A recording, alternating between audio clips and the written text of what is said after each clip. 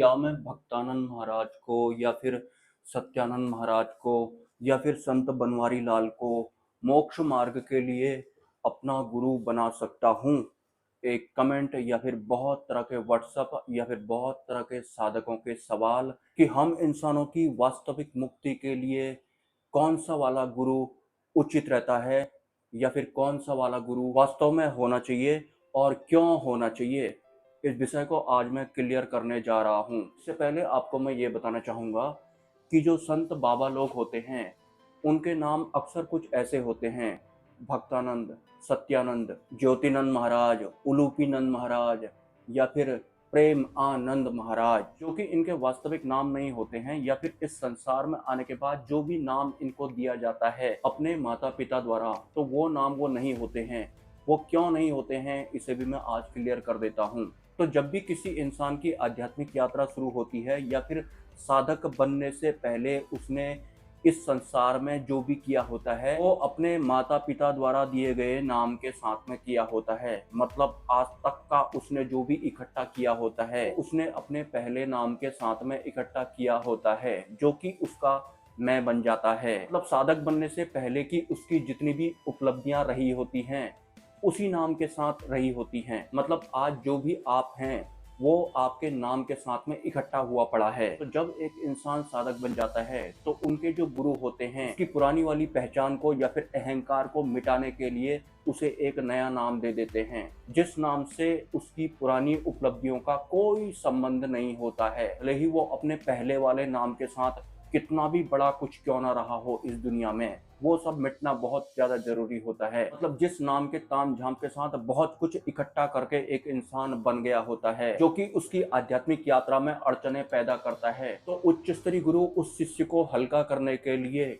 या फिर उसके अहंकार को मिटाने के लिए उसे एक नया नाम दे देते हैं, जिस नाम से उसकी पुरानी उपलब्धियों का कोई भी लिंक नहीं होता है। इस वजह से आपने देखा होगा कि जो साधु संत होते हैं उनके नाम ऐसे होते हैं जो कि उनके गुरु द्वारा उनको दिए गए होते हैं। जैसे कि आपका नाम टोनी फक्कड़ है और आप बहुत बड़े प्रॉपर्टी डीलर हुआ करते थे। इसके साथ ही आप बहुत सारे लोगों की शादियां भी करवाया करते थे। आपका ऑनलाइन और ऑफलाइन बहुत बड़ा नाम हुआ करता था, बहुत बड़ा एक तरह का साम्राज्य जैसा हुआ करता था। तो ये सारा का सारा तामझाम या फिर साम्राज्य टोनी फक्कड़ के ऊपर चिपका हुआ है, मतलब इस नाम के ऊपर चिपका हुआ है।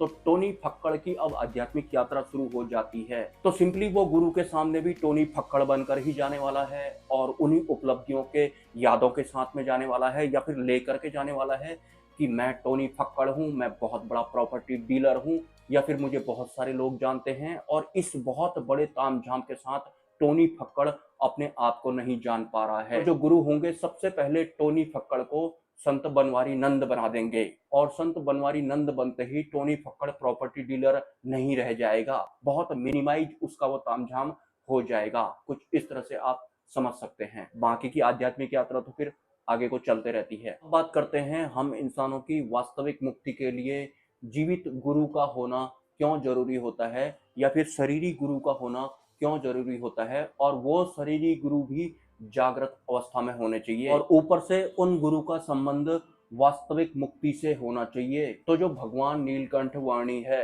उनकी जीवन यात्रा में उन्होंने हम इंसानों की वास्तविक मुक्ति को आम इंसानों के बीच में रखा था और इसी मकसद से वो अवतरित भी हुए थे या फिर उन्होंने जन्म लिया था। मतलब इंसान जन्म और मृत्यु के बंधन से कैसे मुक्त हो सकता है, यही सब उन्होंने आम इंसानों को बताया था जब तक वो जीवित अवस्था में थे। और उनकी जीवन यात्रा के दौरान जो भी लोग उनके सानिध्य में थे उनकी भी जागृति हो गई थी। जिस जागृति के साथ भगवान नीलकंठ की यात्रा थी वही जागृति जो भी उनके सानिध्य में थे उनके भीतर भी बहने लगी थी। और अपनी यात्रा के दौरान वो यही ज्ञान बताया करते थे कि माया पार कैसे जाते हैं, कारण शरीर कैसे नष्ट होता है, जन्म और मृत्यु के बंधन से कैसे एक आम इंसान मुक्त हो सकता है, या फिर वास्तविक मोक्ष क्या होता है, या फिर माया में रहने के बाद भी माया पार वाली अवस्था के साथ इस भौतिक जगत में कैसे सरवाइव किया जा सकता है। तो भगवान नीलकंठ के शरीर त्यागने के बाद से लेकर आज तक लगातार उसी जागृति के साथ उस परंपरा को आगे बढ़ाया जा रहा है। मतलब ऐसा नहीं है कि भगवान नीलकंठ ने शरीर त्याग दिया था, उसके एक बहुत लंबे टाइम गैप के बाद एक नई संस्था जैसी बनी थी। फिर उसके बाद जाकर स्वामीनारायण अक्षरधाम की शुरुआत हुई थी।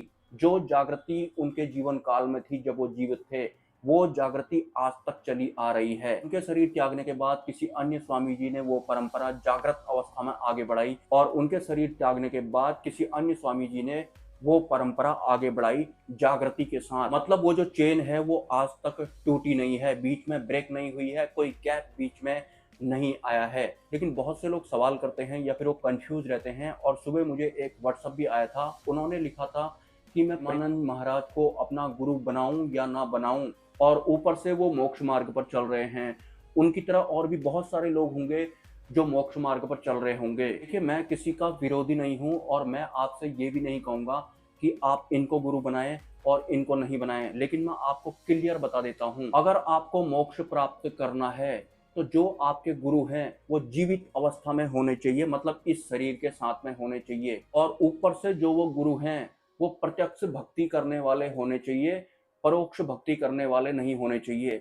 परोक्ष भक्ति मतलब जो फोटो की भक्ति करते हैं, वो फोटो भले ही राधे माँ की हो या भगवान श्री कृष्ण की हो, लेकिन राधे माँ और भगवान श्री कृष्ण अब नहीं है, तो फोटो से जवाब मिलने वाला नहीं है। और जो प्रेमानंद जी महाराज हैं वो राधे माँ के वंशज नहीं हैं। और राधे माँ ने जब अपने शरीर का त्याग किया था तो उसके बाद उनकी परंपरा को ऐसे आगे नहीं बढ़ाया गया था। बीच में एक बहुत बड़ा गैप था, एक ब्रेक था। अचानक से प्रेमानंद जी महाराज आ जाते हैं। हालांकि उनके पास ज्ञान है, लेकिन राधे माँ के चले जाने के तुरंत बाद उनकी परंपरा को आगे किसी ने नहीं बढ़ाया था। बीच में एक बहुत बड़ा गैप था, मतलब वो चेन बीच में ब्रेक हुई है। और भगवान नीलकंठ के शरीर त्यागने के तुरंत बाद ही उनकी परंपरा को आज तक लगातार आगे बढ़ाया जा रहा है और वास्तविक जागृति के साथ आगे बढ़ाया जा रहा है। और हाल फिलहाल जो अक्षर ब्रह्म सत्पुरुष हैं वो महंत स्वामी जी हैं। और ये परंपरा भगवान नीलकंठ के तुरंत बाद से लेकर के आज तक चली आ रही है। मतलब ये चेन कभी टूटी ही नहीं है। मतलब भगवान नीलकंठ वाली जागृति आज तक बह रही है, बीच में कोई ब्रेक नहीं है, कोई गैप नहीं है। इसके अलावा वर्तमान में हम इंसानों के कारण शरीर को खत्म करने की पात्रता अक्षर ब्रह्म सत्पुरुष के अलावा किसी के पास नहीं है। ये भी एक वास्तविक सत्य है। और ना ही किसी अन्य संत में ऐसी पात्रता है कि वो जीते जी किसी भी इंसान या फिर शिष्य को माया में रहकर माया पार कर सकें। और ये जो 2 पॉइंट हैं ये क्लियर हैं बिल्कुल, इसलिए मैंने आपको बताना जरूरी समझा। तो एक है जो फोटो की भक्ति करते हैं, फोटो जवाब देने वाली नहीं है और ऊपर से टाइम गैप भी बहुत रहा था बीच में। और दूसरे हैं जिन्होंने अपने जीवन यात्रा के दौरान हम इंसानों की वास्तविक मुक्ति का मार्ग कैसे प्रशस्त होता है ये सब बताया था, माया पार कैसे होते हैं ये बताया था, कारण शरीर कैसे नष्ट होता है ये बताया था। और उनके शरीर त्यागने के तुरंत बाद वही परंपरा, वही जागृति आज तक चली आ रही है,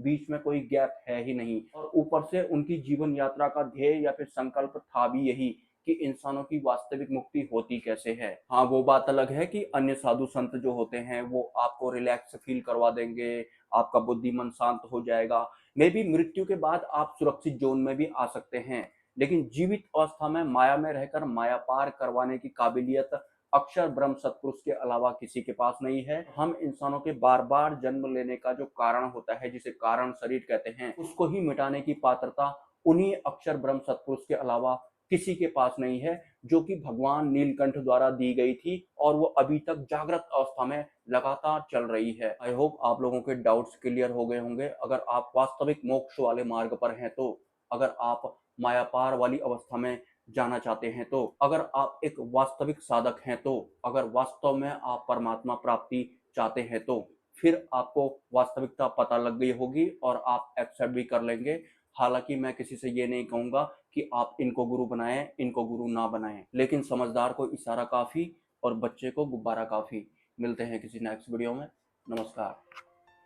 भगवान नीलकंठ वाणी हो या फिर राधा माँ हो, उनके जीवन काल में जब वो शरीर अवस्था में थे, जो भी उनका ध्येय था, संकल्प था, या फिर जिन भी गुणों के साथ वो अवतरित हुए थे, उनके किसी एक खास भक्त के भीतर वो सब गुण जरूर आते हैं या फिर उनके भीतर भी वो जागृति जरूर होती है। लेकिन उस जागृति को पारंपरिक तौर पर निरंतर आगे भी बढ़ाना होता है, लेकिन ऐसी निरंतरता भगवान नीलकंठ के अलावा कहीं देखने को नहीं मिली है।